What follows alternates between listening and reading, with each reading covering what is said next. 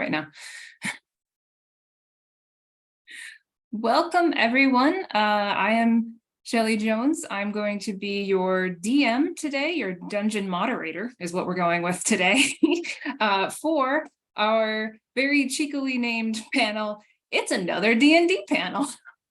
I'm here today with a number of wonderful scholars on D&D and other RPGs, and we're going to have a fun-filled conversation, hopefully fun-filled conversation about D&D.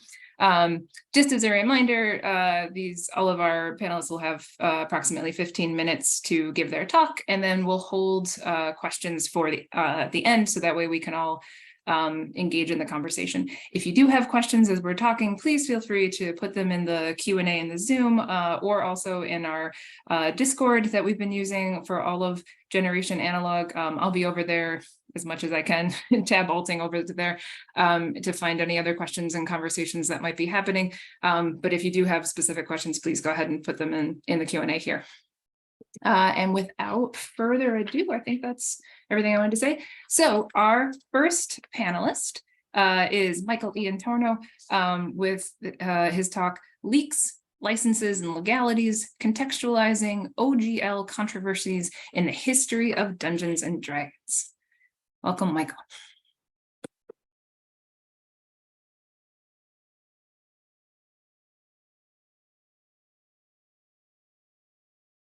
Sorry, I screen shared first and then all the icons disappeared. Does everybody see and hear me okay?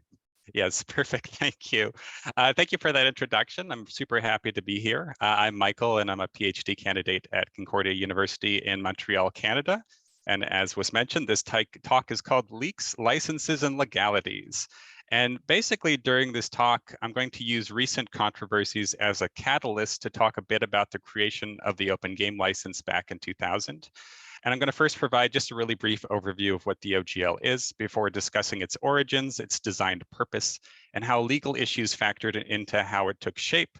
And a lot of my talking points are going to be summarized from news articles and academic histories of D&D, but I do bring in a number of details from an interview I conducted with Ryan Dancy back in 2021 when nobody cared about the OGL. And it has become more relevant over time. So as a result, this is less of a theoretical presentation and more of a journalistic and historical recap with some added context and insights. I do have a couple of considerations I'd like to put forth right off the top. I do have some personal stakes in the OGL. My brother and I have been designing TTRPGs using the OGL for many years. First as independent authors and then under the banner of Mammoth Island Games. And we have a couple different products we've released, The Elephant in the Room and Hearth and Blade, both which are OGL supplements for the first edition of the Pathfinder role-playing game. I also have a couple more research considerations. First, I do this at every talk I do on this topic. I'm not a lawyer. I'm going to be talking about some legal stuff, but I'm going to miss some of the nuances and necessarily simplify some points. And second, I don't consider this a weakness, but just something to keep in mind. Business histories rely on interviews with corporate stakeholders. These interviews are incredibly invaluable, but we can't count on people to have perfect memories of events that happened decades ago. So I have tried my best to ground interview data using other sources, but depending on how you talk to, there might be slight variations in different oral histories of the game. All that being said, I think a good place to start is to provide a little bit of an overview of what the Open Game License is. The OGL is a public copyright license that allows anyone from companies to independent authors to create content for D&D under a fairly approachable set of guidelines. It was introduced in 2000 alongside the third edition of the game and marked really a major point of departure from how TSR, the game's owner prior to Wizards of the Coast, approached licensing and collaboration. Traditionally, creating content for an existing game means negotiating finances, creative freedom, and content distribution with the game's owner. While this is really commonplace, these negotiations take time and can be challenging, especially for smaller creators who often don't have the administrative knowledge or the industry reputation to get a deal done. And in really stark contrast to that kind of older model, the OGL allows anybody to modify, copy, and redistribute aspects of D&D without first gaining permission or paying licensing fees, with some very important restrictions. Most prominently, the OGL divides elements of D&D into two categories: open game content that can be used freely, and product identity that remains off limits. Open game content includes the mechanical underpinnings of the game, like ability scores and combat mechanics and character classes.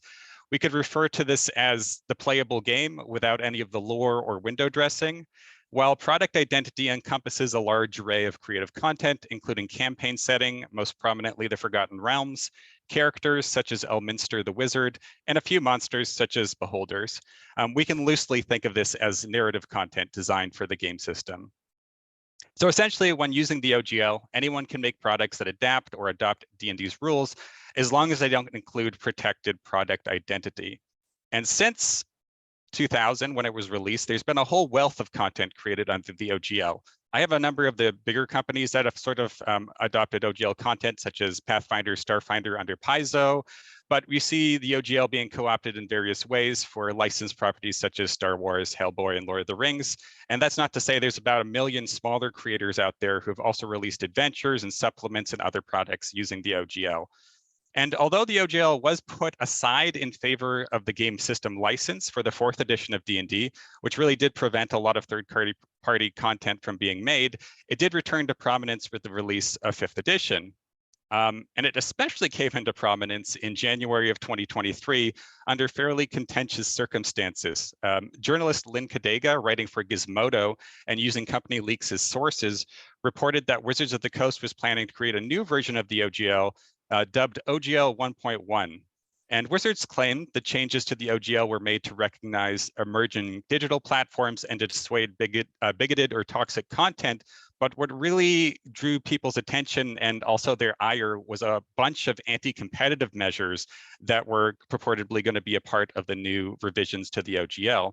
And I'll just go through those really briefly right now. They could have prospectively included deauthorizing the original OGL, pulling the rug out from creators and companies who had been using it for 20 plus years, requiring some OGL creators to register new products with Wizards of the Coast, mandating royalties and financial disclosure for companies earning more than $750,000 a year, and finally, removing perpetual rights, meaning the OGL could be changed down the line without warning or consultation. And as we probably all know, these were met with quite a bit of controversy, with many calling the new OGL unfair, damaging to the hobby, and perhaps even illegal. And at the peak of the conflict, we saw a bunch of different reactions. Fans campaigned to unsubscribe from D&D Beyond, which is Wizards' digital tool set. Paizo, Kobold Press, and other companies announced plans to develop their own competing open RPG licenses. And news outlets reported on dissent from within Wizards of the Coast, with anonymous employees condemning the company's actions and leaking internal communications. And following this sustained pressure, Wizards issued a public apology and reconfigured their plans for the license to address criticisms. As it stands now, the original OGL remains in place while being appended with a Creative Commons license, preserving past creations and allowing future ones, at least for the time being, it seems. And the major question folks had about this would be, why would Wizards push to change the OGL now, almost 25 years after it was originally developed? The answer to this is potentially kind of boring and straightforward, as Ben Riggs noted in his recap of the OGL saga for Gizmodo.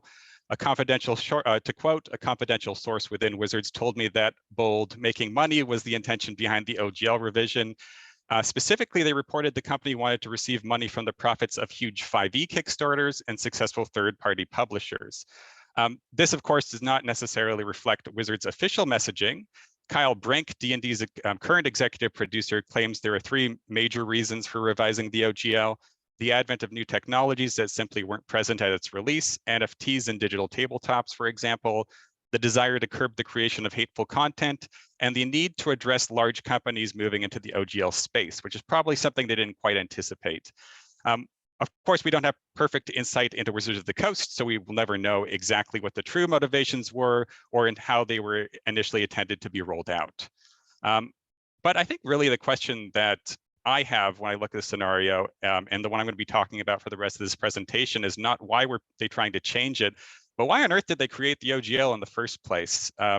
The OGL requires that Wizards renounce some control over D&D, a type of action that companies really rarely take towards any of their brands.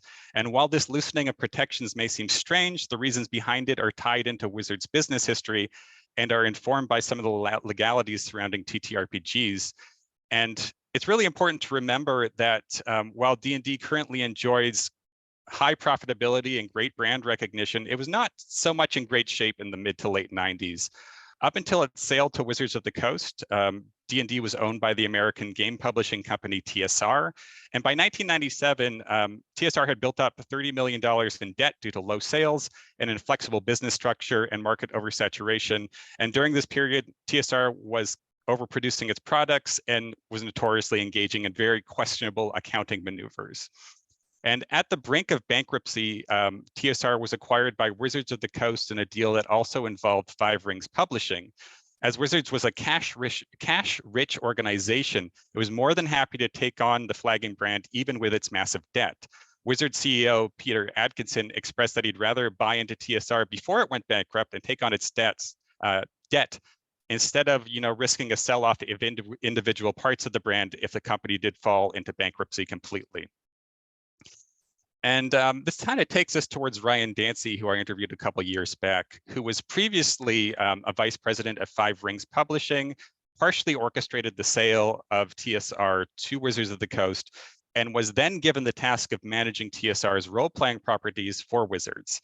And this is where we get into the development of the OGL. So Dancy envisioned the OGL as a way to make D&D profitable once more, and he was particularly inspired by the open source software movement. He felt that loosening restrictions for creators would establish D&D as a default tabletop role-playing game. So instead of continuing TSR's restrictive attitude towards IP, which he felt forced other companies to create competing game systems, Dancy believed that opening up aspects of the game would foster a single TTRPG ecosystem with D&D at its center. And to quote, the OGL was designed intentionally to collapse the design space of role-playing games. Specifically, it was devised to get people to stop making D&D but with a twist games and just make content for D&D.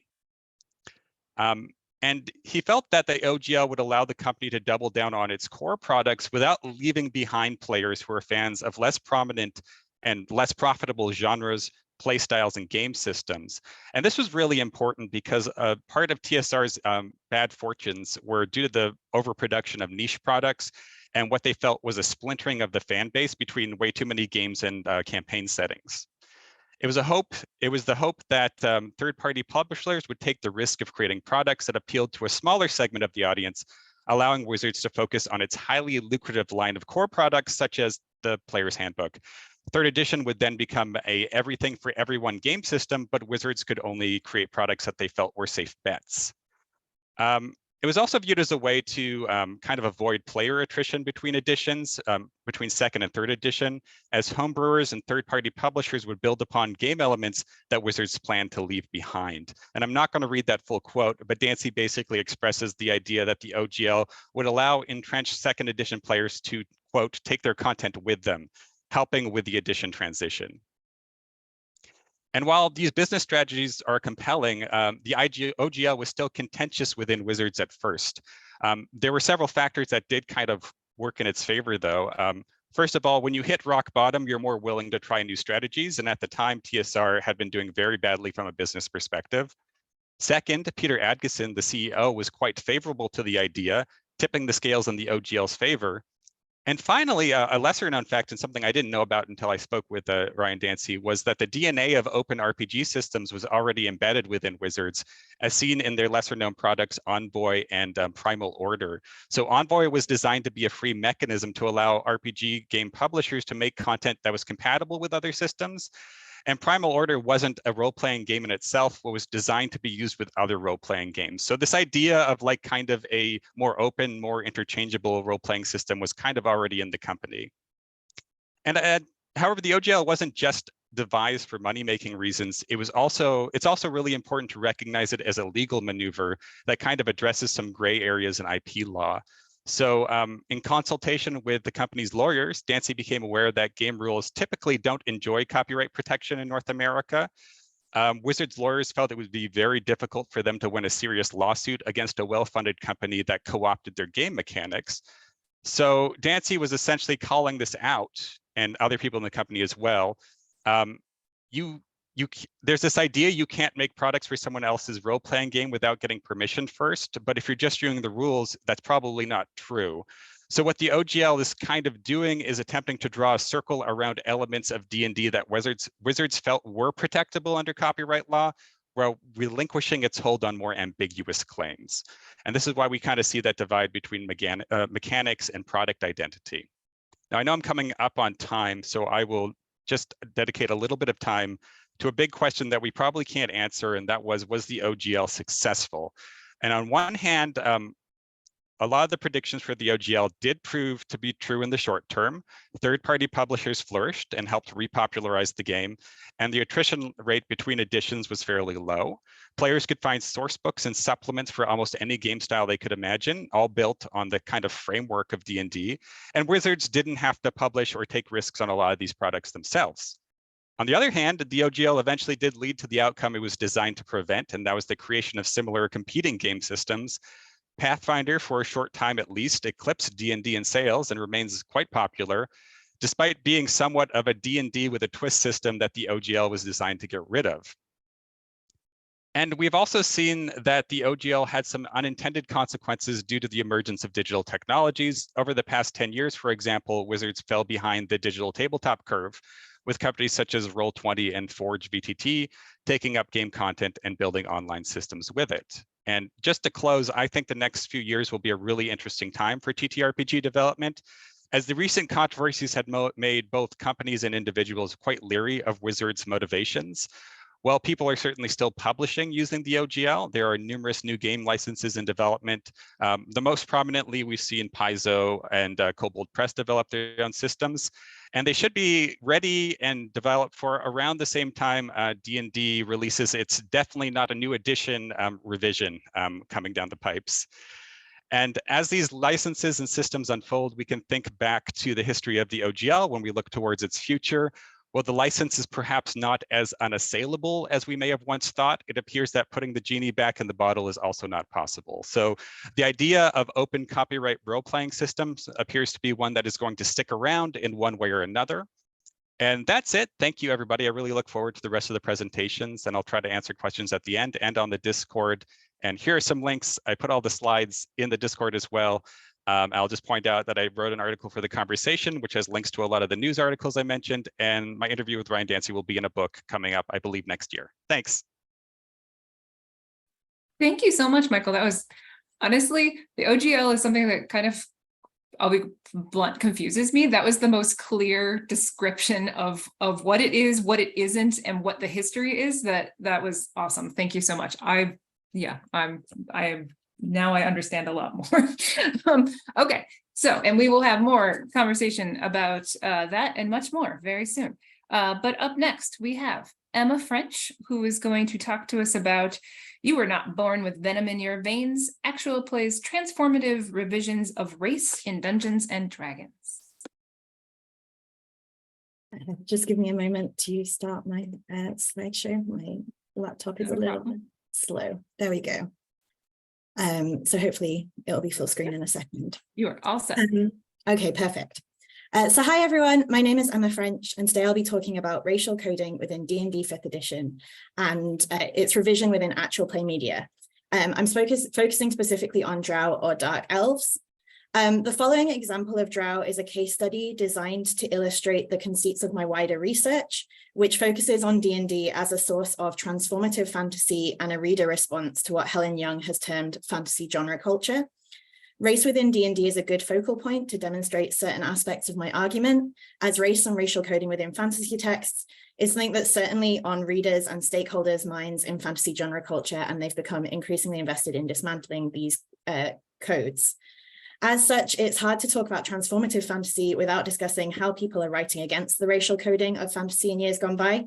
But obviously, I am white, I'm British, and I am not the definitive voice on what race should look like in any TRPG system. I'm just using this as a case study to examine how readers use D&D to write back against the aspects of fantasy they've begun to take issue with. So depictions of race within fantasy and D&D have come under increasing scrutiny in recent years. Within the D&D system, up until revisions in 2020, as I'm sure we all know, race was essentially used to mean species. Racial difference is portrayed as biological difference, and within the rule set, certain races also have automatic or default moral alignments. The intertwining of morality and these inherent biological traits with race has unfortunate parallels with eugenicist ideology, in particular notions of degeneration or biological determinism. D&D in its rule set is also fantasy as imagined or conceived of through a particular lens, that of the predominantly white US male game designers at TSR and Wizards of the Coast, who chose to preserve and perpetuate the types of fantasy that they enjoyed. This therefore means that what is considered evil, monstrous, or other is determined by a very specific brand of self, that white male gaze which orders and authorizes the world. As such, markers of otherness have relied on crude racial stereotyping as a shorthand, which complicated the use of race in this fantasy world even further. When focusing in on Drow specifically, I think it's important to bring Ebony Elizabeth Thomas's concept of the dark other to the table. When examining Anglo-American traditions of fantasy, Thomas defined the dark other as an evil antagonist that is often racially coded but must always be defeated. Thomas described the dark other as the engine that drives the fantastic, the presence-absence that lingers at every fairy tale, and the monstrous thing that is the root cause of hesitation, ambivalence, and the uncanny. The dark other can be an antagonist, a monster, or a faceless horde, but crucially, Thomas notes that the dark other is still the obstacle to be overcome within the text, never viewed as anything other than a threat. I argue that D&D often condenses down literary trends and genre conventions, preserving them as rules of the game world. Here that we can see that D&D intensifies the logic of the dark other. As a game system whose structure is based around combat, Thomas's equation between dark other and obstacle is literal. In a medium where fighting is often required, the dark other has an incredibly practical function as cannon fodder, and an ending supply of morally corrupt confrontational antagonists for the party to battle against. D&D took a literary trend and systematized it, reproducing the same overlap between enemy and other that was replicated across fantasy genre culture throughout the 20th and 21st century. Which brings me to the example of Drow specifically. First appearing in 1977 in Hall of the Fire Giant King, Drow are a dark-skinned elven subrace, both playable and presented as evil-aligned enemies in the 5th edition monster manual to be fought and killed. Unlike orcs, whose racial coding and associations with violence and tribalism have been discussed by Helen Young and N.K. Jemisin, Drow present a slightly more protracted case of racial coding. They have black skin, and this is definitely treated as a default signifier of their morality. It is also tied to the immutable differences in their biology, their inability to step into sunlight without feeling pain or being mechanically disadvantaged. But what is more commonly deployed to brand the Drow as evil within the D&D rulebooks are actually the techniques of Orientalism, a discourse that Edward Said identified as being utilized by Anglo-centric authors in order to authorize the East and Southeast Asia in particular. So alongside this skin color, several techniques are used to mark Drow society as depraved and wicked. The first is female agency and female sexual desire. Dedicated to a powerful and evil goddess, Drow are described as operating on a matriarchal or misandrous structure in which females are often seen as the top figures in Drow society and men are second-class citizens. High priestesses of Lolth are at the apex of the social hierarchy, and they ascend to power through hedonistic sexual ritual. So I think we can see where this is going. In a classic Orientalist move of titillation for the male gaze, female agency and female power is used as a marker of depravity, but also fascination, presumably from an imagined player base of men. Such perspectives align the representations of Drow with Orientalist readings of a sexually depraved East, where the other seems to have offended sexual propriety and exude dangerous sex. The D&D text marks this sexuality as perverse and predatory because it is solely the province of women. The matriarchal systems and magic of female Drow typically entail the emasculation of men and the loss of autonomy for the white self, either through brutal bodily transformation into spiders or through acts of enslavement. The practice of slavery is the other, arguably more clear-cut indicator of Drow innate evil. In world, slavery is an evil practice justified by the Drow's belief in a narrative of racial superiority, where the Drow grow up believing that the surface-dwelling races are inferior, worthless, except as slaves. On the one hand, the primary text decries slavery as a clear act of evil, the main unforgivable crime which can justify slaughter as self-defense. However, displacing the anxieties of colonization and enslavement onto a dark-skinned invader can only be so effective. Slavery is understood as an evil practice, but goes unacknowledged as a white crime. A discourse of racial supremacy exists and is denounced, but it is not white supremacy. White colonialism and empire are made monstrous when they are stripped of their true face. However, while the D&D rubric is still entrenched in logics it struggles to unpick, it's only one text of many. This canon, while influential, is only one way of understanding the D&D game world as filtered through the gaze of these game designers and authorities. If you've ever played D&D, and if you've heard of one of this conference's keynote speakers, you know that this text is not final and is very often ignored. In 2008, Jessica Hammer proposed the following framework for how authorship and narrative works within all RPGs, including D&D. She separated out a TRPG text into 3 texts: the primary, secondary, and tertiary texts written by the primary, secondary, and tertiary authors. In the case of D&D specifically, the primary text is where the baggage of racism is most keenly felt and inflexibly encoded. While the primary text enshrines several examples of racism, secondary and tertiary authors can then revise these rules or ignore them in play. As I said, Drow are available as a playable race even in the core rulebook, meaning that Dark Elves can be transformatively rewritten by anyone who takes matters into their own hands. When they encounter a racist primary text, a secondary or tertiary author may actively try to revise it in their own play, their own design creation, their own resources that they share on forums. Now, with the popularity of actual play media, these secondary and tertiary perspectives are also publicized and promoted, meaning that they can pose a substantial challenge to the canon status of the primary text. So actual play is the recent practice of recording TRPG gameplay either in podcast, live stream, or televised format, blah, blah, blah, blah, blah. But what is important about actual play here is that while it provides me with close reading evidence of secondary and tertiary authors' ability to rewrite the primary text, it also popularizes their texts and changes the balance of power between Hammer's authorities. Certain players have become famous, their own world building has begun to be published, and actual play may even introduce new players to D&D itself, so that they encounter these texts before they've ever picked up a primary text manual. If you go to an actual play show, encounter something you like, and then see that the primary text doesn't support that, you might just choose to ignore that primary text, which was once considered canon. Essentially, actual play means that the D&D rubrics are no longer the central or definitive lore text. The work of secondary and tertiary authors has the power to challenge primary text assumptions. Obviously, such public resources have always existed even before actual play, but actual play's prominence has brought many of these secondary author canons in particular into mainstream light. Here, many of these shows have also chosen to world build in ways that ignore or directly subvert racial coding, creating sympathetic readings of monstrous and racial others, including Drow. So for instance, in Critical Role, we have the Kryn dynasty, a technologically advanced and morally good Drow society that the players encountered in campaign 2 of the show, known as the Mighty Nine. So the Kryn are initially presented as antagonists and even fulfill the role of the Dark Other, as the campaign opens with the hordes of Xhorhas and the Dwendalian Empire on the brink of war.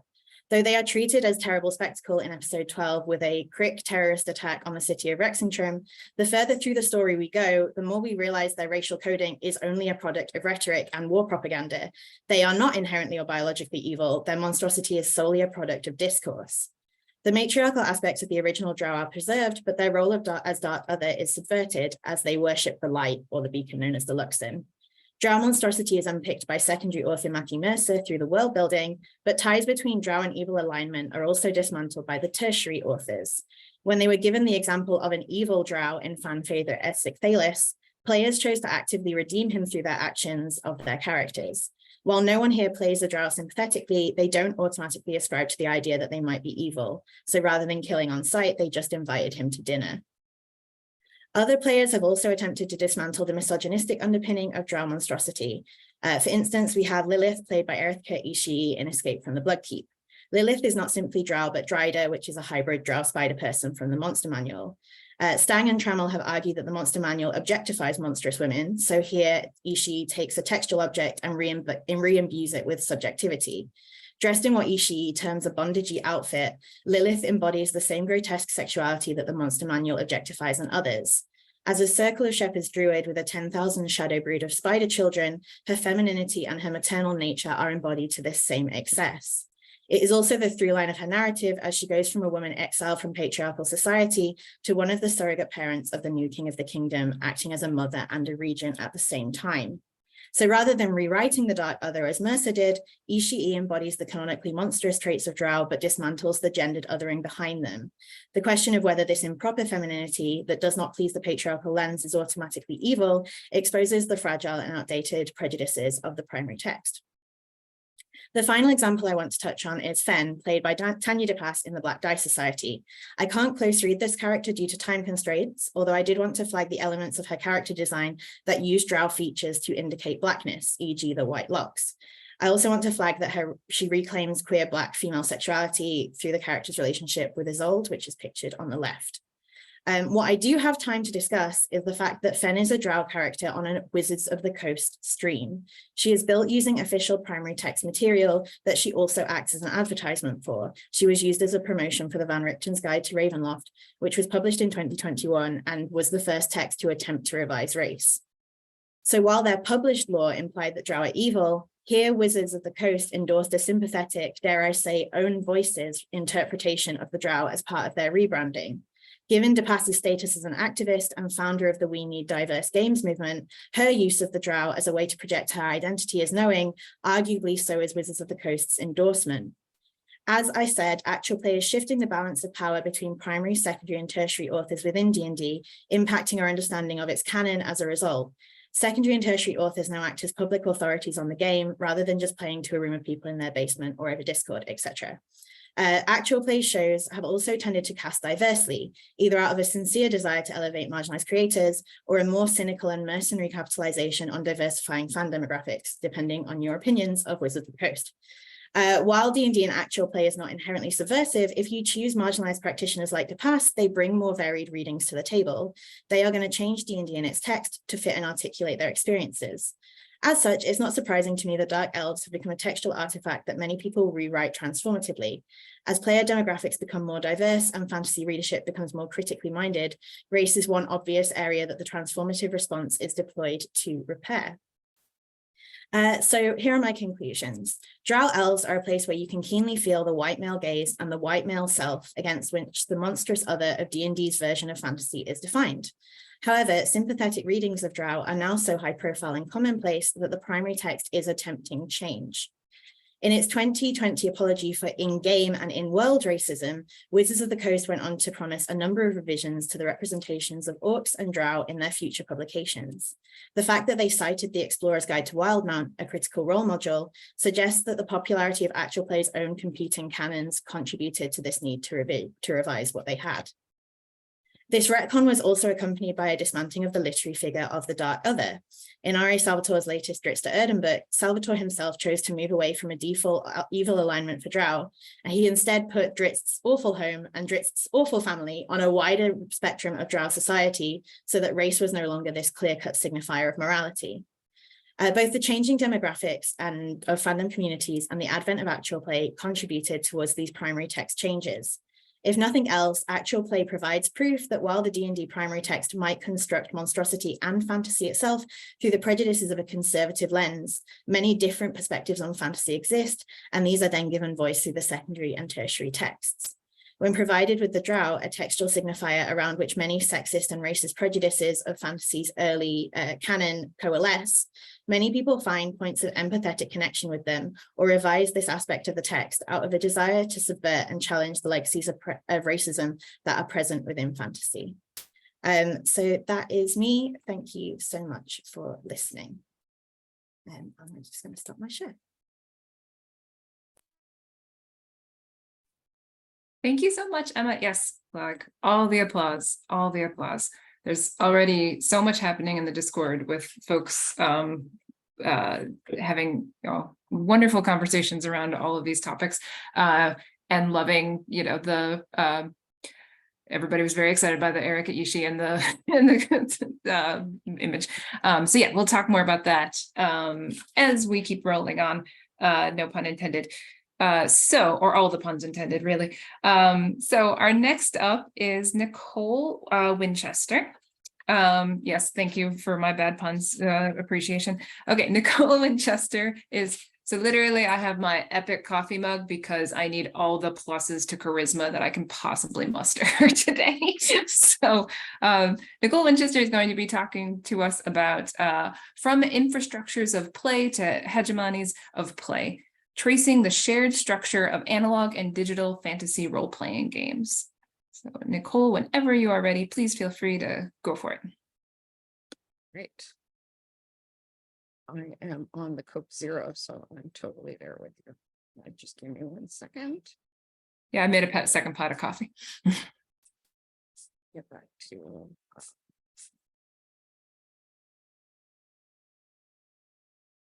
sorry. I'm managing to lose my screens all the time.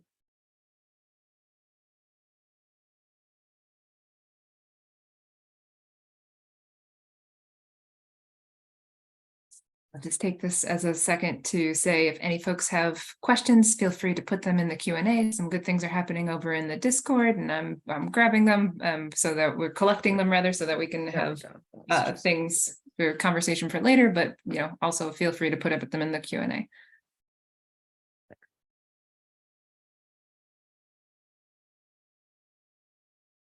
Sorry about that. That's all right. These things happen. Super anxious, everybody. My apologies. There we go. You're not alone. So here we are. Hope everyone can hear me and everything is cool. And ready to go. So hi, I'm Nicole Winchester. I am a MA student at York University in Toronto.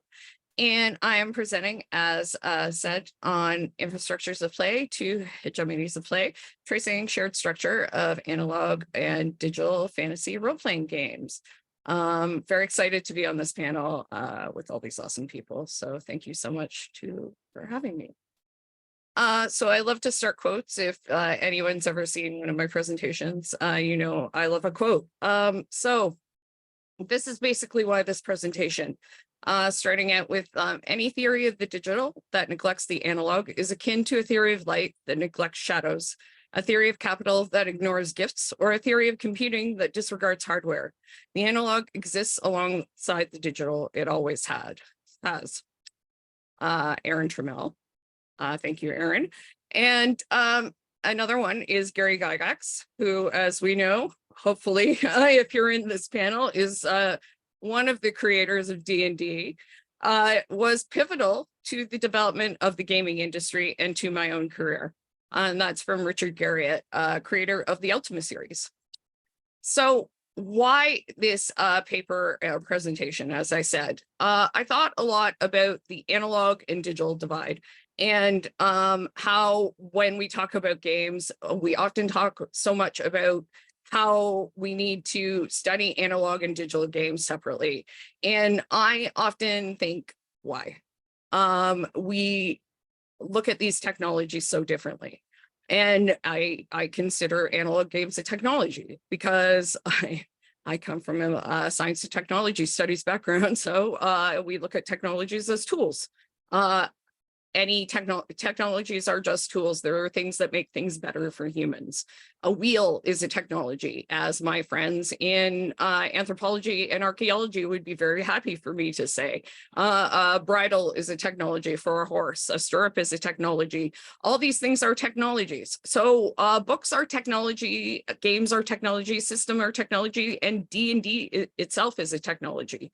And it is a technology that has affected and continues to affect more than we think. So I wanted to look at how D&D and the system that D&D has affected digital games over the years. So some of the background and the theory I was looking at, Aaron Trammell's work on how analog games are the infrastructure of digital games. Also, some work on analog games and game systems as technologies, as well as work on digital and analog boundaries and how it's not necessarily, those boundaries are not as, defined as we think they are. And in some cases where there are boundaries, where there are differences, if not boundaries. I also am looking at, from an STS perspective, that artifacts are not they have politics. Their artifacts are not neutral. Technologies are not neutral. They come with values and beliefs that are embedded in them from the people that make them, that are embedded in the systems. And I believe those support the hegemonies of play that come with games. So those kind of values and beliefs support the preferred way of play and preferred beliefs about what a game is. So all of those values come with these technologies and support all of the ways that we think play should be, games should be, and how the game should be played. You're doing that wrong. That's a girl's game, so it's not a real game, et cetera, et cetera, et cetera. And then countering comes from countering a tendency in game studies to focus on the importance of video games solely or non-material experiences solely, and also countering the separation of these two and the conception of the digital as non-material. Because, I mean, to play a digital game, you need a console. You still need a computer. Your computer is made in a factory, and games are created by people in places. Like, you still have to type on a computer to make a game. You need to code. You need to do all these things. There's a materiality somewhere in the process. These aren't just made out of like, you still can't plug into the matrix. Like, as much as I want to plug my brain into something and just think these papers into existence, that doesn't happen yet. And even if I could, you still would have to plug something into your head. And let's be honest, none of us really want that, even though we keep talking about it. Okay, so here is the timeline I created. This is from M199H to the first Final Fantasy. And I hope it seemed like it looks pretty good. So I'll let you just take a look at it instead of going through it year by year. But this is from the first text-based inspired video game inspired by D&D to Final Fantasy 1 release in North America. So why build this timeline? Looking at how tabletop role-playing games influence digital RPGs and vice versa, mostly through fantasy settings. But the timeline is from 1979 to 1990, and AD&D was released in 1977. So you see, some of the changes throughout time. It starts with the first text-based imitator, as I said, inspired by to the North American release of Final Fantasy 1. The first version I made of this timeline actually didn't begin with the text-based games, but I felt like I was kind of missing something without those early versions. So I went back to the Stone Ages, as it were, which was kind of actually awesome because I started playing text-based games. Like the first games I remember playing are like Mystery at Marple Manor and Raiders of the Lost Tomb. And I played a lot of the time on mushes. Yeah, my partner is probably having flashbacks hearing me talk about that. So, starting with text-based games was really good for me, actually. So I learned creating that there was a lot of fantasy RPG video games released during that period. Some you had to code yourself, like literally take a magazine and do all the coding yourself, save it on a floppy, and that's how you had to play.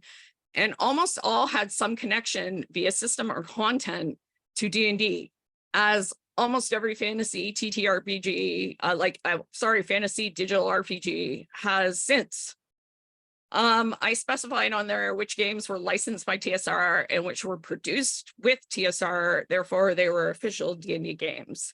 Not all of them are D&D based, just most of them. For example, the Shard of Spring featured a leveling and training system inspired by Steve Jackson's games The Fantasy Trip, but both the game and the sequel implemented aspects from D&D, as has almost every fantasy TTRPG and digital RPG since. So let's just look at analog infrastructure of digital RPGs. On the slide, I just have a bunch of things. You can take a look, but some of the main point of interest, I think, are character. The PC statistics represent abilities. So strength, intelligence, agility, vitality, health. Leveling up is gaining XP experience, increases PC abilities. Killing monsters or killing whatever equals treasure and XP. PCs are divided into races that are now species: dwarf, elf, gnome, halfling, human, and classes: cleric, monk, paladin, ranger, sorcerer, thief. Random encounter generators. Those are randomized by dice in analog games. They're randomized by the computer in digital games, but they equal monsters and treasure. Adventuring and party dynamics are the key to gameplay. I mean, that is done with a group in analog games. The group is a bunch of NPCs on the computer in a digital game. Still the same. It's all both are turn-based. Each PC acts on a turn. Some actions take longer than others. And new rules additions equal new abilities and spells in subsequent video games. So Ultima is one of the examples of this. Like when the alignment system came out for D&D, Ultima adopted the alignment system for their next version of the game.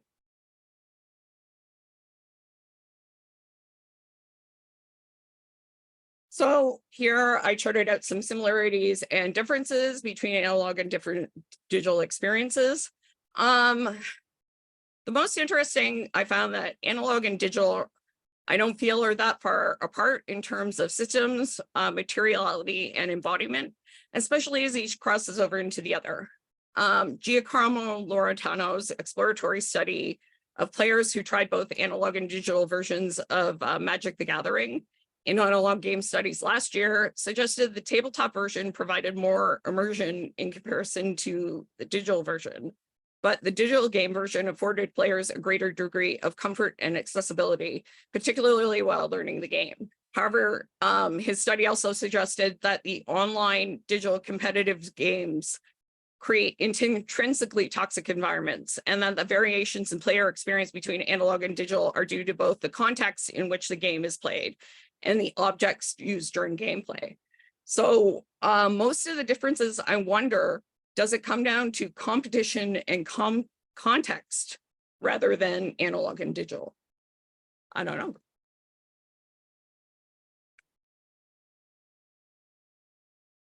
So some more recent examples of digital and analog games, how they influence and co-produce each other.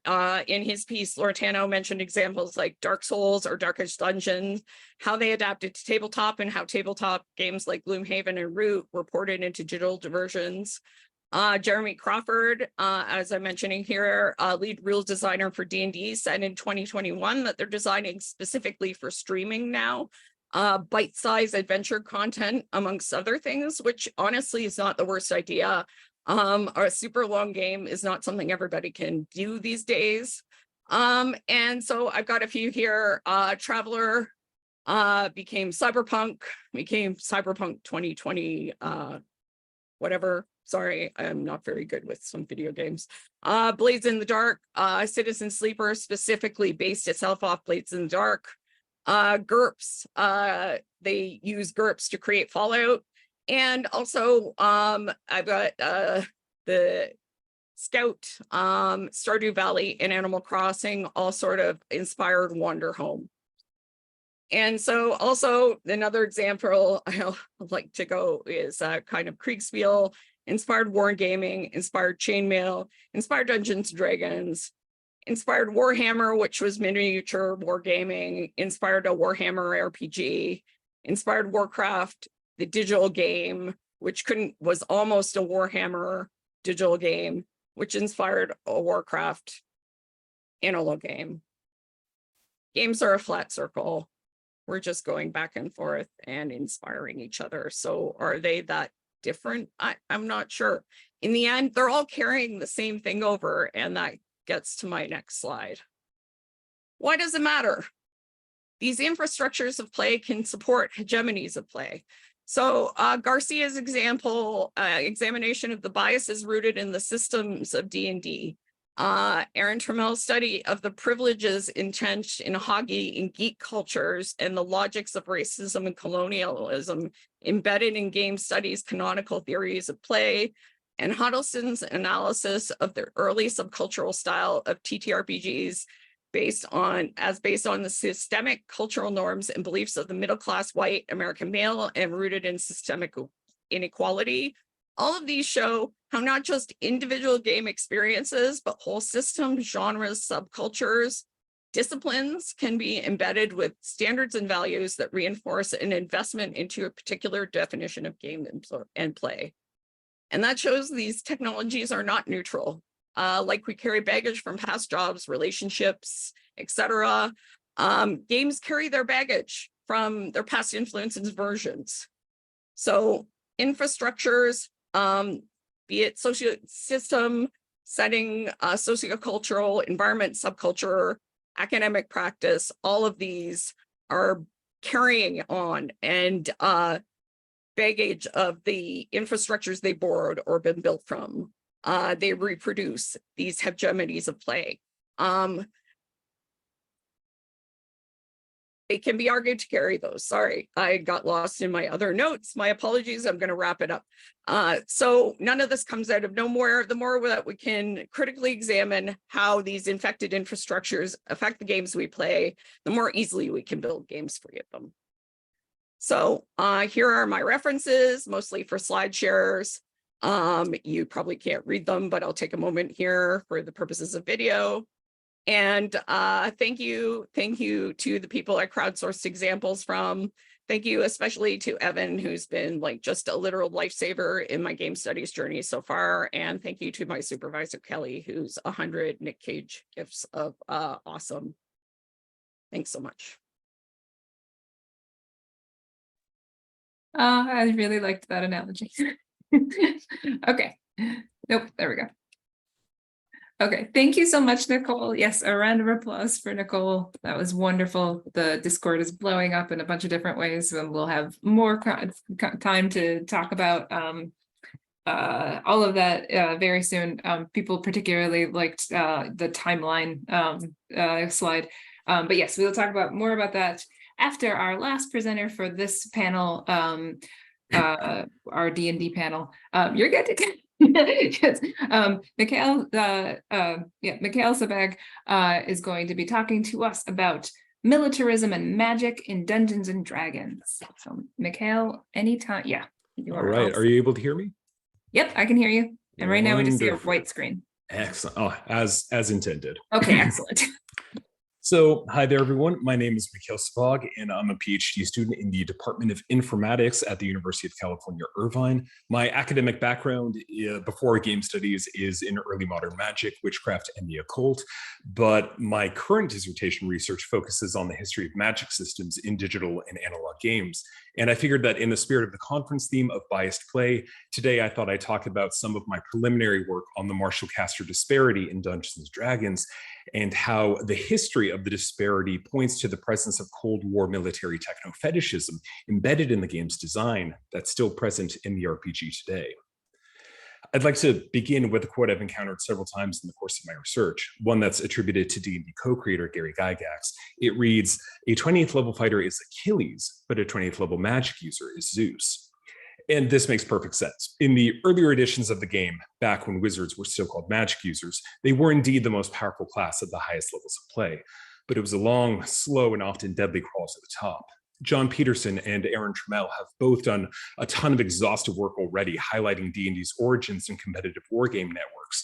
So I won't repeat it here, but one of the main carryovers that we see was indeed the lethality of dungeoneering. And for frail magic users, the assumption was that most would simply die in the course of adventuring long before they ever outperformed their teammates. But there were some balance issues nonetheless. So in the second edition of the game, Gygax updated the rules. Clerics and fighters were strengthened in relation to magic users, but not too much. Let's not go crazy. And that was way back in 1978. So whatever disparity may or may not have existed was addressed, right? And now we can all just move on and we don't have to worry about it anymore, right? Well, after nearly 50 years of D&D being the world's most popular tabletop role-playing game, a vocal segment of the player base still believes that the game hasn't yet outgrown its balance problems. Intriguingly, the debate surrounding the Marshall-Castor disparity isn't about which side the disparity favors, it's if a disparity exists at all. Those who claim it does exist are quick to point out how magic provides more versatile, powerful, and reliable solutions to the problems adventuring parties routinely face, which trivializes the contributions of the group's non-magical, martially inclined characters, aka marshals. And as D&D tables pursue more story-driven, character-focused, and socially oriented forms of play, the utility of non-combat spells only intensifies these tensions further. Meanwhile, those who believe that there isn't a meaningful disparity often attribute the perception of one to user errors on the part of dungeon masters and players, the theory crafting of highly unlikely scenarios that favor casters, or an insistence that the resource economy of finite daily spellcasting is balanced with the theoretically infinite number of attacks a competent marshal can make in the course of an adventuring day. But another popular refrain is the appeal to realism in D&D. And while Dungeons & Dragons, as its name implies, is indeed a fantasy game, there remains a strong commitment to simulating reality, not only in creating verisimilitude for its fantastic elements. In past and present editions of the game, there are rules for how long a character can hold their breath underwater, how accurately they can predict the weather, and how quickly they can don and doff their armor. And that all just brings us back to Magic, which immediately breaks those rules with spells like water breathing and control weather and mage armor.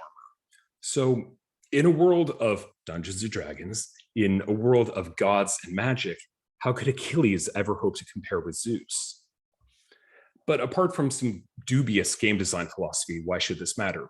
Well, in Dungeons & Dragons, magic serves as a fantasy analog of technology, and the significant advantage that casters have over marshals as the primary wielders of that technology, as seen in the marshal-caster disparity, reproduces the military techno-fetishism prevalent in the Cold War America in which the game was initially conceived. The persistence of this disparity within the design of the game systems today further risks sustaining and propagating that same techno-fetishism. So to explore this idea, I used an approach called New Historicism that was pioneered in the 1980s in the domain of literary criticism. When analyzing a text or a set of texts like Dungeons & Dragons, New Historicism considers how cultural products shape and are shaped by the political, historical, and intellectual circumstances of their production. New Historicism is also especially useful when looking at cultural works that draw on the past in some way, like, again, D&D does, because it becomes increasingly necessary for us to disentangle what may reflect the era depicted in the text versus that of the era in which the text was produced. Because although D&D is set in a fantasy analog of medieval Europe, and I'm sure you know where I'm going with this, it was conceived in hobbyist wargaming communities living through the Cold War. There were, of course, also more immediate, intimate influences on the conception of the game and its rules. Gygax lists authors William Shakespeare, Robert E. Howard, Jack Vance, L. Sprague de Camp, and Fletcher Pratt, along with J.R.R. Tolkien as literary touchstones for the game's magic system in particular. My research thus far hasn't yet revealed what may have informed D&D co-creator Dave Arneson's thinking, but a look further back at the wargaming prehistory of D&D reveals other important contributions to how spellcasters were initially conceptualized. In 1970, a year before Gary Gygax and Jeff Perrin would publish Chainmail, the medieval wargame that would eventually become D&D, a New England wargaming newsletter called The Courier published Len Pat's Rules for Middle-earth. In Pat's rules, wizards can kind of do it all. They're immune to missile fire and changes of morale, and they're terrific at horseback riding. And you may also notice that wizards are quote-unquote great fighters that are worth 20 points in a melee. Meanwhile, heroes and anti-heroes, early analogs of D&D's marshals, are only worth half as much in melee. Strikingly, the wizard's ability to cast long-range area of effect fireballs, a common trope today, frames the wizard as an artillery unit in wargames, even though they already possess high effectiveness and survivability in melee. This tacit designation of the wizard as artillery is particularly salient because artillery has often epitomized the height of military technology across different historical periods, its manufacture and usage reliant upon parallel scientific advances in metallurgy, engineering, mathematics, chemistry, and physics. Len Pat's portrayal of powerful destructive wizardry is also consistent with how Tolkien himself perceived the notion of magic. We know from his letters and lectures that Tolkien actually took a rather dim view of magic, and he likened technology to a disguised form thereof. In his seminal essay on fairy stories, he contrasts the art of enchantment with the technique of magic, stating that magic's desire is power in this world, domination of things and wills. More recent scholars like Ted Friedman and Brian Atterbury have similarly framed the role of magic in fantasy as an alternative to modern science and technology. But given Tolkien's own firsthand experiences with the novel military technologies of World War I, from the introduction of chlorine and mustard gas to trench mortars and flamethrowers, it's unsurprising that magic, as a not-so-subtle metaphor for technology, would then take on a destructive character in Len Pat's Rules for Middle-earth. Indeed, when speaking of the Great War, one philosopher said, doubtless, much science was needed to kill so many. Pat's Rules for Middle-earth would serve as something of a foundation for the fantasy supplement to Gary Gygax's and Jeff Perrin's Chainmail. In Chainmail, wizards can cast a variety of spells which were so powerful that the lowest level wizard, or a version of the wizard, a seer who knows only one spell, is worth as many points as the strongest, hardiest warrior available in the game, the superhero. Gygax and Perrin also repeat Pat's framing of the wizard as an artillery unit, now giving the wizard two different kinds of area of effect missile attacks: the familiar fireball with a hit area equivalent to that of a large catapult, and a lightning bolt, which has an attack value equal to a heavy field gun, which in Chainmail more specifically means a cannon, hence the term glass cannon. The expansion of the wizard's destructive capabilities, along with its added suite of summoning spells and illusion magic, provided wizards with tools to address almost any situation in the game. In Chainmail, it would seem that magic had all the answers. And if magic is a stand-in for technology in modern Western fantasy, and in the ludic context, a particularly militarized stand-in, then these wizards embody and reproduce a phenomenon that Rebecca A. Edelman refers to as military techno-fetishism, which she defines as faith in the power of technology to resolve the most vexing geopolitical problems. While Edelman invokes the concept in reference to the revolution in military affairs of the 1990s, this was but one of multiple such revolutions in the history of American military science, the first two of which occurred during the Cold War. These revolutions, or offset strategies as they're called, served to place the US in a continued position of geopolitical strength by way of superior technology set against the otherwise dominant conventional military manpower of the Soviet Union. While in the 1950s, to maintain a credible defense posture, the United States military's first offset strategy focused particularly on US strategic air power, a sizable nuclear arsenal, and the promise of retaliation if attacked, Eleanor Camille Sloan observes that the second offset strategy was pursued consistently by 5 US administrations in the 1970s and 1980s, and centered in particular on 3 military support systems: command, control, communications and intelligence, defense suppression, and precision guidance. It's an interesting development then that a number of spells would evolve over the course of D&D's history, many also in the 1970s and 1980s, that similarly cultivate military superiority according to the principles of the second offset strategy. The spells listed here are also still present or were first introduced in the game's most recent edition, and there are likely dozens more that fit the bill.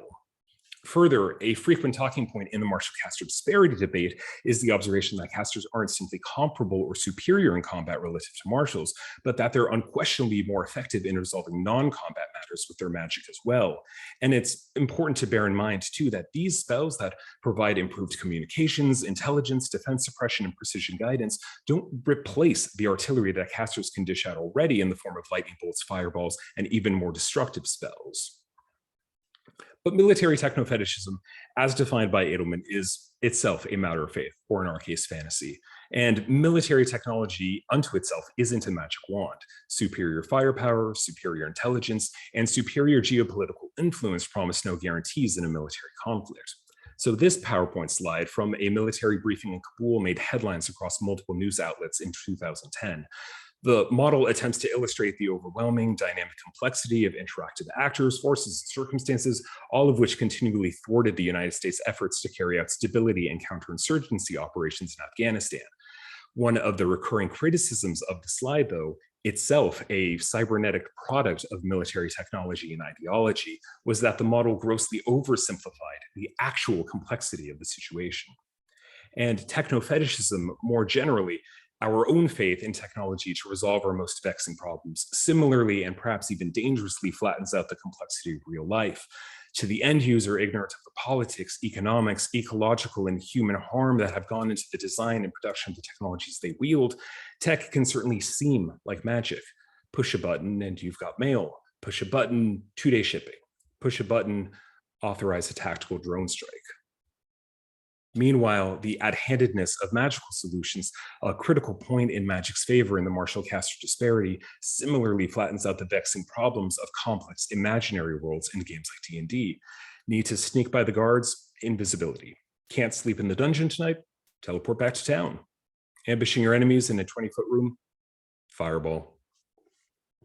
I've argued that because Magic serves as a fantasy analog of technology in D&D, the significant advantage that casters have over martials as the primary wielders of that technology, as seen in the martial caster disparity, reproduces the military techno-fetishism prevalent in the Cold War during which the game was initially conceived. As a historian, and as someone who's endeavoring to be a good historian at that, I'm not yet myself adequately convinced of this, considering how much evidence still needs to be compiled to more fully substantiate this argument. After all, I just spent the last 10 minutes arguing against gross oversimplification. But I'd also like to close out with another quote from our dear friend, one Mr. Gary Gygax. In 1976, Gygax held that the most desirable game is one in which the various character types are able to compete with each other as relative equals. And to be fair, it's been mostly okay. I mean, we're still playing this game. But what I find most striking here is his use of the term compete. Knowing what we do about D&D's origins in competitive wargaming, the lethality of the game's early editions, and a geopolitical climate with competition between the US and the USSR at its center, well, it's a striking word choice. It could be nothing, but even between members of the same adventuring party, Gygax's language frames performance as competition. The question is, what are they performing for or competing for?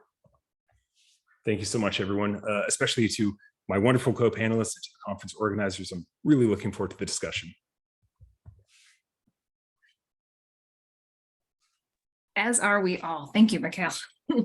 Okay, yes, please first a round of applause for our panelists, because holy cow, all of these were amazing and people have lots of thoughts and lots of comments, and this is good.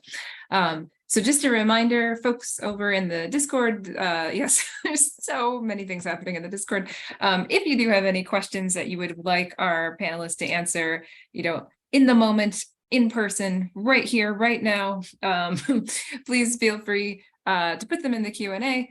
There are a few already there, and I'm happy to start with there. And if our panelists have questions for each other, just, interrupt me, and that is totally cool.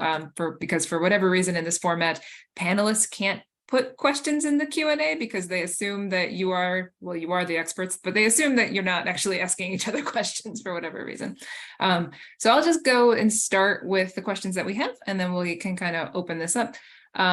So we have a question for Emma. How much does D&D lose with the dilution of races into lineages, where it all is pretty much optional, eroding character diversity? I can't help but feel that I think that should be shifting to species, and leaning into deracialized diversity is more satisfying. So I think the question of what gets lost from moving to like lineages and species and these new words for the same thing is not much. In me calling it the same thing, because when I did an earlier version of this talk earlier in the summer, it came out how much of kind of D&D's like extra modules or bonus content, so how you keep buying more and more primary text, is based around the kind of gotta catch them all Pokemon mindset of wanting to have all of these species, all of these different character diversities.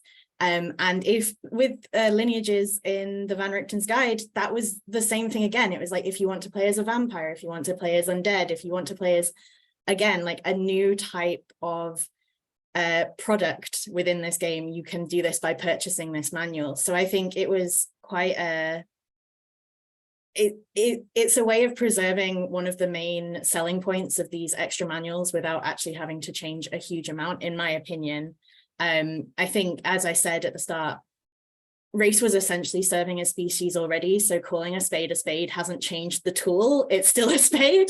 I also find it incredibly interesting with lineages that it is still a biological difference, right? Like, it's a inherent biological trait that has like indelibly marked your character and changed them, and that is inherent to their character in a lot of ways, particularly if like it's a Dampier or I'm trying to think of Reborn. Like Reborn's character design within that mechanic is very based around like what backstories you could create from that, and so I don't personally feel that a lot is lost from what D&D is already using as its business model. I don't know if that's a satisfactory answer. I think there is definitely something to be said for it being optional and being able to, particularly with like statistical changes, making sure that penalties to intelligence or aggression isn't baked into your character is a wonderful change. I'm so glad that is now optional, but I think it's preserved a lot of how these extra modules and these extra paratexts thrive as a commercial product. That's probably my answer. No, I think that's a great answer. Any answer that is, let's get rid of biological determinism is definitely a great answer, Emma. Like, yeah. Is any other thoughts on this question? Okay, we can happily move on. Let's see. There are, Mikael, you have lots of questions. So let's ask Mikael a question and we can move around. Mikael, you mentioned your background is in the history of magic and witchcraft. Is there militarized magic in history as well, or is it only in fantasy games and novels? This is exciting because I do know something about this. Feel free to nerd out real hard. I was going to say, and also too, in the interest of time, I'm going to pick like one particularly awesome example. So there is a medieval Arabic text that's dated to the second half of the 10th century, early half of the 11th century. It's called the Picatrix. It was this extremely important manuscript that actually had a profound impact on the rest, like all medieval Renaissance and continuing Western magic thereafter. And it was an astrological text and also had like some astrological magic stuff in it as well. And there are a number of spells that are theoretically for use during military campaigns to destroy entire cities and to depose monarchs and stuff like that. So there does exist a precedent for it. There's also some scholarship out there from Owen Davies, who's has a book on the superstition, faith, and magic in the trenches in World War I, as so happens. So there is research on that stuff, but I'm certainly not an expert on it. But yeah, it does exist. Excellent, thank you. So I just want to say, like, as we're kind of talking through all these, we didn't just put you all on this panel only because you were talking about D&D, right? Like there have been other panels or other talks talking about D&D. But I think a really nice through line through all of these talks has been this question of how the problematic history of D&D is being played out now and what the through line of that is, right? That a connection between the past and the future of wherever this game is going to go, wherever the licensing allows it to go, or ever the players taking kind of ownership of that, either in actual play, in creating homebrew campaigns, things like that, where it's going. So I just as a kind of throw out a question to any of you, where do you think we, if we do Generation Analog, in 2033, I can do math. English professor here. What will it look like? What we'll be talking about? How different could it possibly be? What are the legalities of it? Will it be all digital? All of those kinds of things. I'm sort of like, do you want an optimistic answer or a pessimistic answer? It's not on brand for Generation Analog, is it? Nor weird. My camera did a weird thing. Sorry. But yeah, I mean, I want to say, that there's like all these great platforms for publishing, and there's, the opportunity for people to get their stuff out there, and there could be all kinds of great things, but most of my work is just pushing back against what I call the D&D industrial complex, and that's really, unless something huge happens, I'm really concerned. Like, people think that the only role-playing game is D&D, and I'm actually seeing research where I'm looking at it and going, have you played anything? Do you know anything else exists? Like, just really trying to wedge things into this D&D does all these things, and it's sort of like, I don't know if you have anything to compare it to, which is fine. I don't even blame people at this point, because like, how do you find anything else? But that's kind of where I am. I'm sort of like, I don't know if there's even anything that can be done to kind of stop this juggernaut from rolling all over anybody, except to like write a book and say, this is why we should burn this whole thing down. Apologies to anyone who really loves D&D. I just gotta be me. Yeah, I think the burning things down has been a common thread line through Generation Analog as well, right? But that does tie nicely with Michael's research as well, right? Because yeah, what will this look like? And honestly, it sounds like Dancy's work did exactly what Nicole is complaining about, right? Like he wanted it to be the default, and unfortunately, fortunately or fortunately, depends on where you're making your money, I guess. That's what's happened. Michael, please. Yeah, well, I was going to say D&D is so weird to dethrone, because you could argue it went through a big downturn during 4th edition. Pathfinder became super popular, maybe more popular than D&D, but I would go and I would tell people, they'd be like, what are you playing? I'm like, I'm playing Pathfinder. And they're like, what the heck is that? And I'm like, it's Dungeons and Dragons. And even if you do kind of outcompete, even if you do, like my image for the future, I think D&D is due for a little bit of a downturn. I think they'll lose some people to some of the new systems, but I think we'll keep calling it D&D because it's become the Kleenex of tabletop role-playing games. And I'm not sure how you get past that. Sorry, Nicole's face is priceless. Yes, no, I agree. No, yeah, it is the Kleenex. Yeah, Yeah, I do agree that D&D is something of a monolithic force, and here we are talking about D&D in some ways reinscribing it as the monolith. As far as the future goes, though, I do think that especially with actual play and with Darrington Press's move into the production of their own game lines, that hopefully we will see like a large proliferation of novel systems, and also too, not just things that are either Pathfinder, D&D, or a Powered by the Apocalypse or Forged in the Dark game as well, but hopefully there is a large proliferation of new systems that people are able to build with and build interesting new things out of as well. And hopefully the martial caster disparity gets addressed in some way, shape, or form. We'll see. Yeah, I don't really have much to add other than I fear that as D&D has become the monolith of TRPGs, Critical Role will become the monolith of D&D actual play shows. Especially like I can't give the optimistic, pessimistic like balance. I find it quite interesting how commercialized Critical Role's business model has become in the past year, and how it's stopped using its free advertisement of its actual play show as advertisement for D&D and is now using it for its own game systems, which I guess has both a positive and negative light.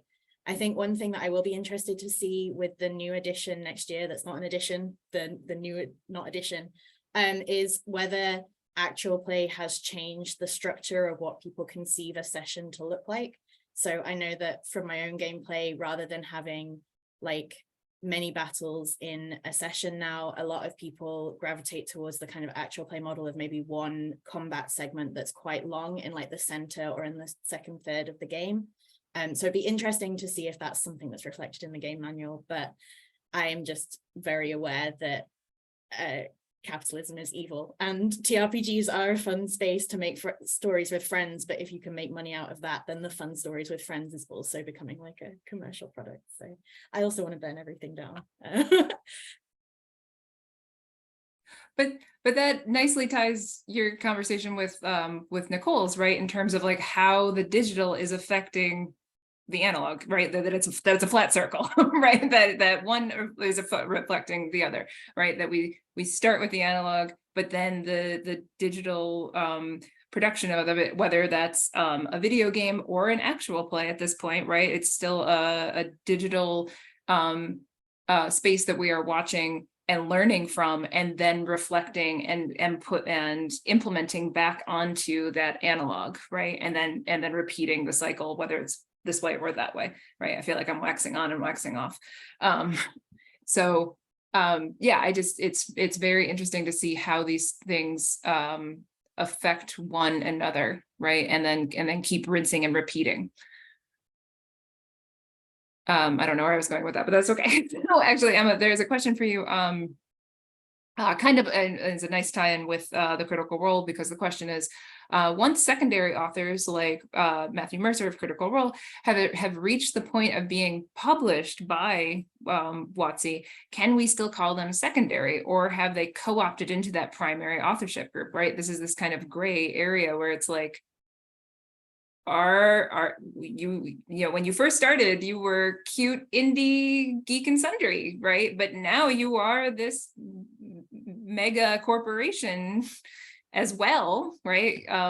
You aren't, you know, you just sold out major stadium for Wimbledon, right?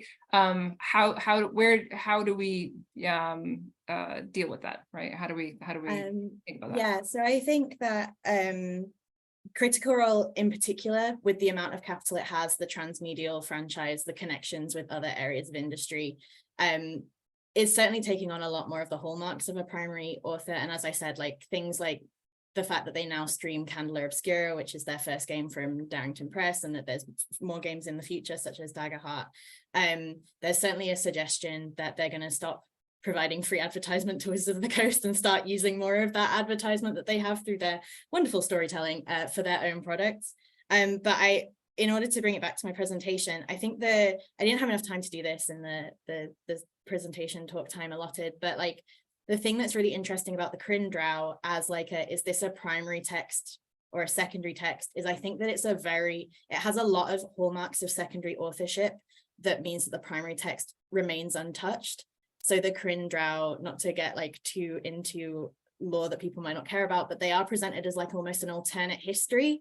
So Lolthite Drow and the Underdark and evil Drow society still exists within Critical Role. It's just that that they exist within the manual, the Explorer's Guide to Wildmount, but they don't exist on the televised digital product where we only meet the Kryn Drow. So there's this very easy get out clause for preserving Wizards of the Coast lore, which is, oh, this is an alternate history. Like this is only in Exandria did this happen through the thing of the item of the Luxem Beacon, which is like a Matthew Mercer specific piece of secondary world building. So it stays quite far into the realm of like secondary authorship.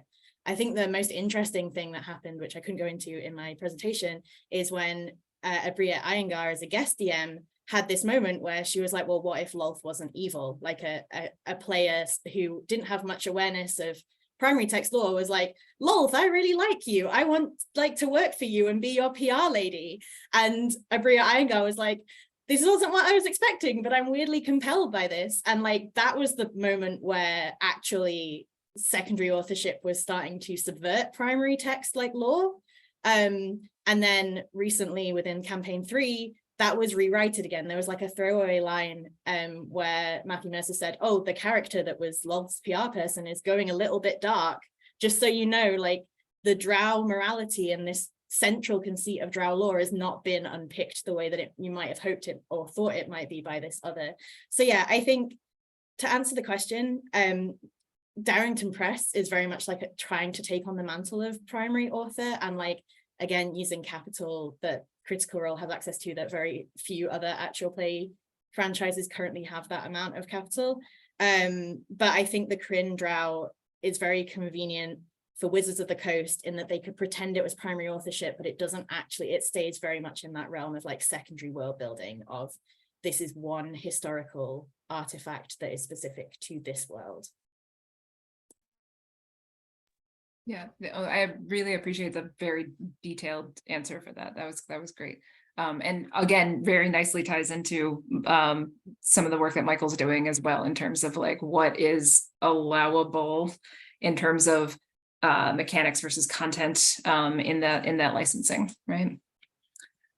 We still have a little bit of time. If there are other questions, please do feel free. Mikael, you have many questions, so I'm just going to pick one of them to kind of keep the thing rolling. So I'll just go with the first one I see. So many of the OSR games that this person knows, such as Knave and DCC, to cite only two, treat magic mechanically as this random and chaotic thing, as opposed to the systematic and scientific way magic is treated in games like D&D 5e. These OSR games claim to return the feeling of old games, which includes how magic was treated, but you show us that magic was already viewed as a parallel to science in medieval times by these first in the first editions. So where is this incompatibility coming from? Like, let's puzzle this out. Oh boy, so let's get into my dissertation research, you mean? Go ahead and flex. Yeah, the systematization of magic in the popular imagination is a very complex problem, and it's fed by a number of different things. OSR and early Dungeons and Dragons. I mean, there was a whole list in 1976 that Gary Gygax provides in that article from the Strategic Review, and then that's in addition to, of course, Appendix N, which is kind of this sort of famous list of sources of inspiration for Dungeons and Dragons. And so the kind of network of those texts are themselves informed by earlier literary developments that occurred at the turn of the century with a genre of novels called the New Romance. A scholar by the name of Michael Saylor has looked at this body of genre fiction quite closely. And we find that the New Romance is this unusual way that fantasy and early speculative fiction and science fiction and detective fiction and Gothic romances for that matter as well, we're all trying to sort of navigate and negotiate the modernization of the world and sort of the triumph of scientific rationality that occurred following the Industrial Revolution and the Scientific Revolution and all of those sort of developments. And so there does exist a canon of fantasy literature where magic is already getting systematized. So OSR is possibly alluding to something even earlier than those texts, which would have been, more of like the Finnish mythology that Gygax refers to as well. As far as magic being this unreliable, chaotic thing that is given to you by the gods or exists outside of scientific paradigms, that is... gosh, it's difficult to trace how that first entered and the times that it left. And I mean, it's not, it's really difficult to periodize because of the fact that these processes are all happening simultaneously at different rates, at different degrees of intensity. So it's like the least satisfying, most academic-y answer is it depends. That is okay. Context is everything. And yeah, we understand that. We are just about out of time. I want to just say if there's any questions or comments that the panelists themselves have for each other. I don't want to cut anybody off, but really this was just such a great. Sorry, I just saw a thing.